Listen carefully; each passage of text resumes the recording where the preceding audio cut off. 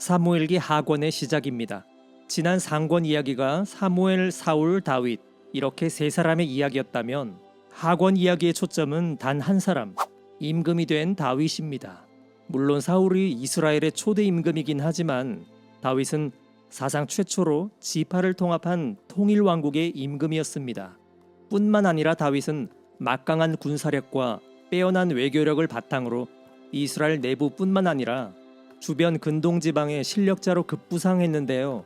이번 영상에서는 사울 임금이 죽은 이후부터 다윗이 통일 왕국의 임금이 되기까지의 과정에 대해서 집중적으로 살펴보겠습니다. 우선 지난 영상에서 사울의 죽음과 함께 사무엘 상관 이야기가 끝이 났었죠. 당시 필리스티아는 이스라엘을 총공격하기 위해 예전에 한번 그랬던 것처럼 이번에도 아펙 땅의 군대를 집결시켰습니다. 하지만 지난번과는 달리 곧바로 산악지대를 넘지 않고 오히려 북쪽 해안도로를 따라 위쪽으로 올라갔습니다. 아마도 이것은 자신들에게 우호적이었던 해안가 다른 부족들의 도움을 받으려는 목적과 가나안 북부에 위치한 다른 이스라엘 지파들에게서 사울을 고립시키려는 두 가지의 목적이었을 겁니다. 한편 이들의 계획을 간파한 사울은 그들보다 먼저 이스라엘 평야에 진을 쳤습니다.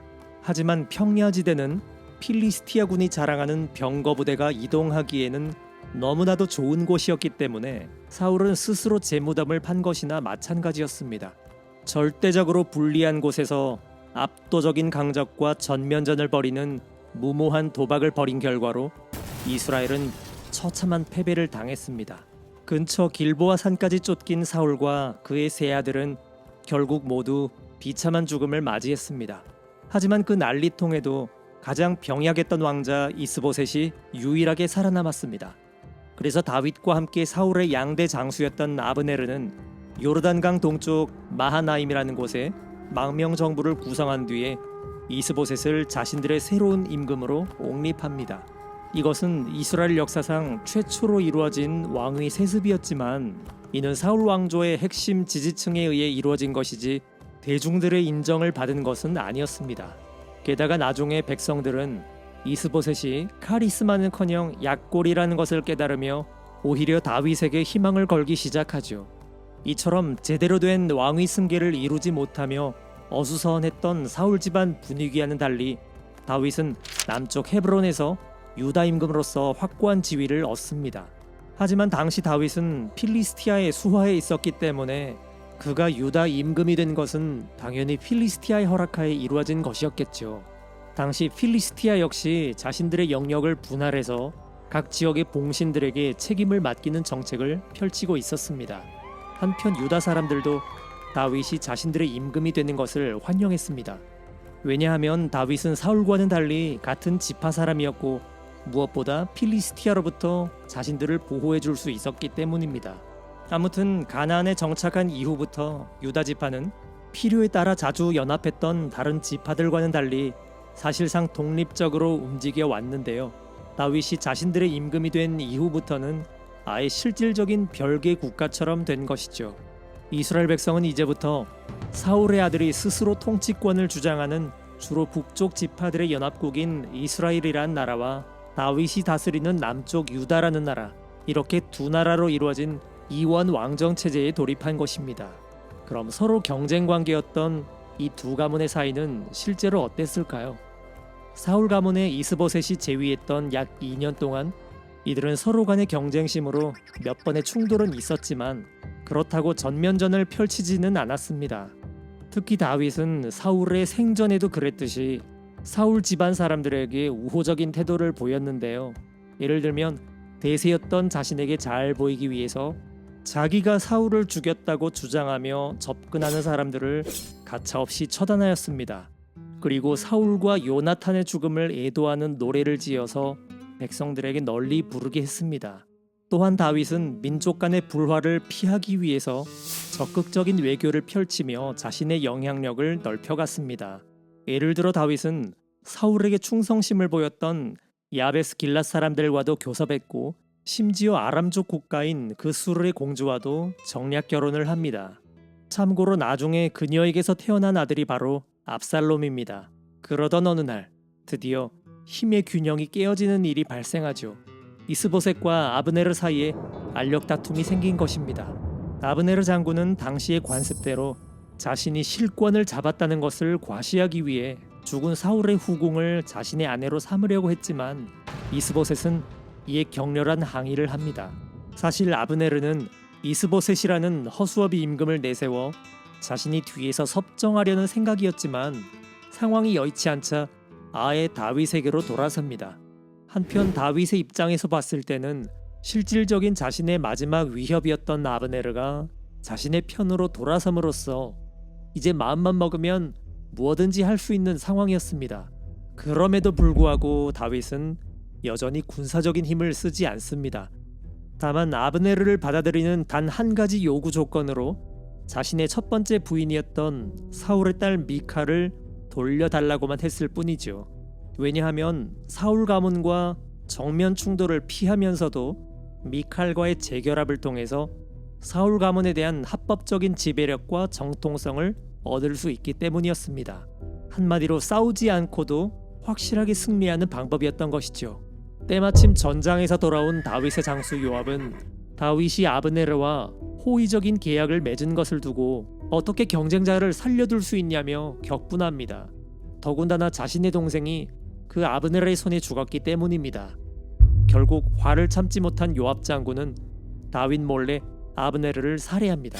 하지만 이때도 다윗은 아브네르의 죽음이 자신과는 전혀 상관없는 일이라는 것을 분명하게 했고 오히려 자신의 군사들에게 아브네르의 죽음을 애도하게 했을 정도입니다. 한편 이스보셋의 운명은 어떻게 됐을까요?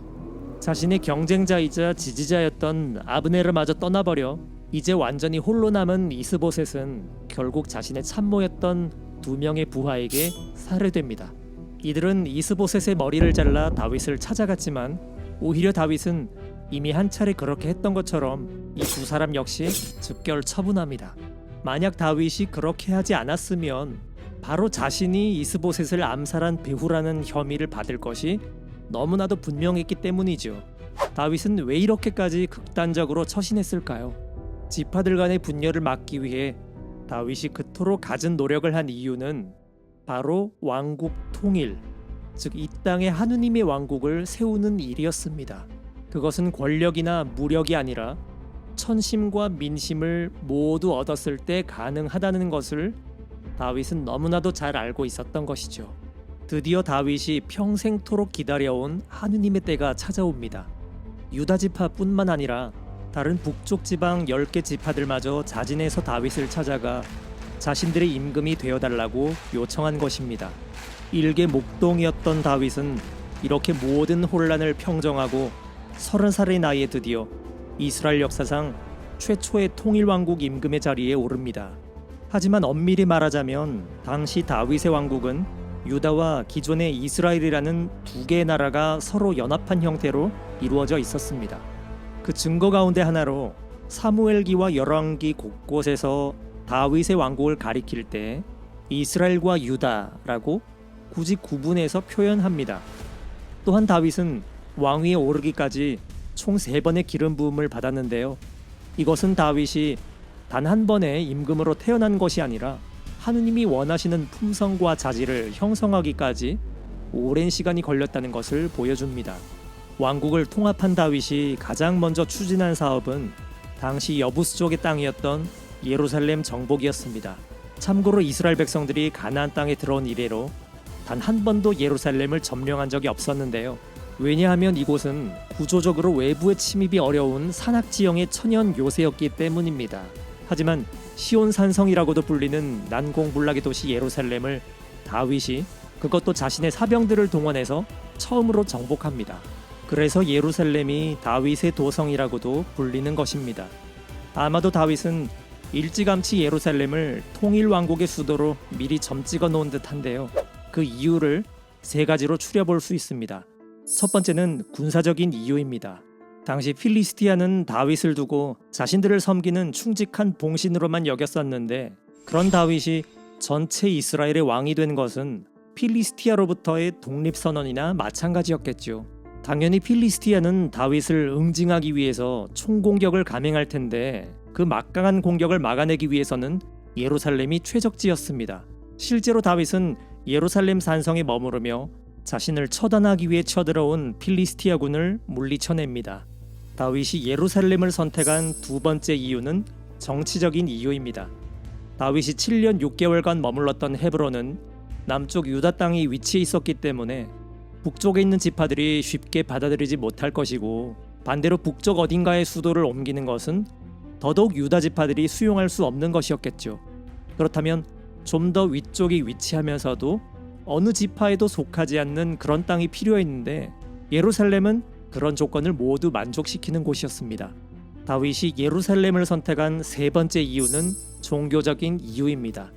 이것은 가장 중요한 원인으로 주목받는데요. 이스라엘 백성들의 오랜 숙적이었던 필리스티아마저 물리쳐냄으로써 외부 세력의 위험으로부터 자유롭게 된 다윗은 이제 내부 세력들의 결속을 다지며 자신의 세력을 강화해 나가는 것이 필요했겠죠. 그것을 단번에 해결할 수 있는 방안은 계약의 궤를 모셔오는 일이었습니다. 이것은 사울이 했던 과거의 행동에 비하면 굉장히 현명한 결정이었습니다. 사울은 임금이 된 이후로도 계약의 궤를 그냥 그대로 방치해 두었고, 심지어 사제들마저 다윗의 도주를 도왔다는 이유로 모두 살해해버렸지만, 다윗은 당시 키르얏 여아림에 방치되어 있던 계약의 궤를 다시 예루살렘으로 모셔옴으로써 자신이야말로 과거의 모든 전통과 질서의 수호자임을 온 백성들에게 각인시켰고, 흩어져 있던 각 지파들의 민심을 단번에 예루살렘으로 주목시킵니다. 그런데 여기서 한 가지 흥미로운 에피소드가 벌어집니다. 계약의 궤를 소가 끄는 수레에 실어 옮기는 과정에서 실수로 계약의 궤를 건드렸고, 그 결과 그 자리에서 즉사합니다.